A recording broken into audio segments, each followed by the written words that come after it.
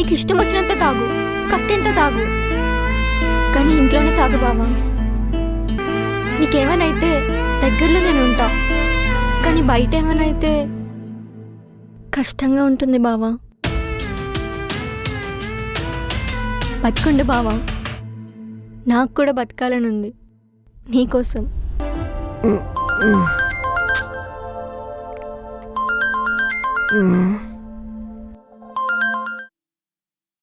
Hello. కాదురా, నేను బార్లో ఎప్పుడు దాగి పడిపోయినా ఇంటికి తీసుకొస్తావు. నేను రాలేదు ఎందుకు? నైట్ నేను వచ్చాను మావా, నువ్వు అక్కడ లేవు.